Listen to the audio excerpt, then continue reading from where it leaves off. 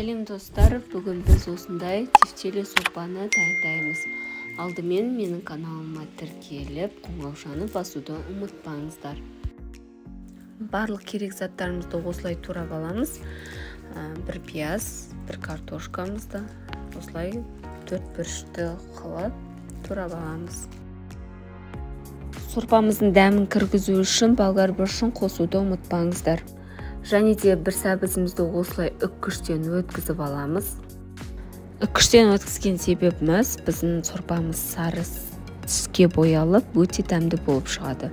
Барлығын осылай турап алып, табамызды қыздырып аламыз. Сонымен бірінші майымызды құйып, пиязымыз сары түске енгенше жақсылап қуырып аламыз. Жаңа үккіштен өткізілген сәбізімізді салып қуырып аламыз. Маған сәбізді салып қуырған өте қатты ұнайды, себебі сорпамыздың түсі сары болып, дәмі өте дәмді болып шығады. Дәмін келтіру үшін қызанағымызды 2 тісше сарымсағымызды салып, осылай қуырып аламыз.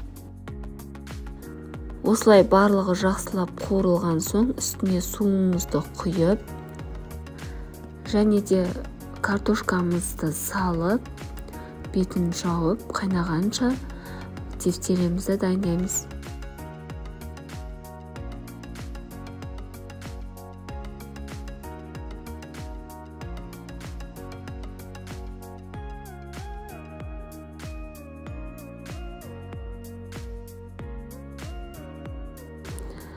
Бір қайнап шыққан соң, лавр жапырағымызды және бұрышымызды, дәміне қарай тұзымызды қосуды ұмытпайық.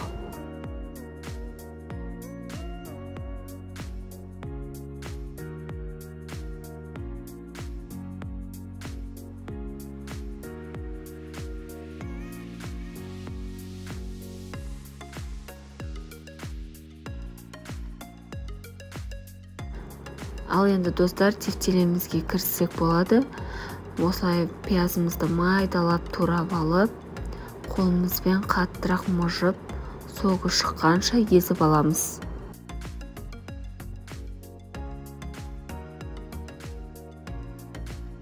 Дайын болған пиязымызға тартылған етімізді салып, дәміне қарай бұрышын, тұзын дұрыстаймыз. Және де достар, біз жуылған күрішімізді салып, жақсылап араластырып, үстіне бір жұмыртқаны қосамыз.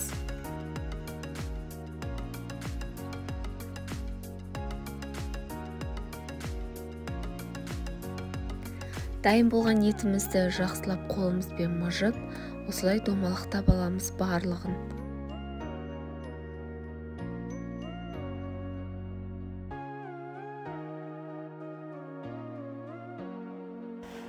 Қайнап тұрған суға осылай барлығын біртіндеп саламыз.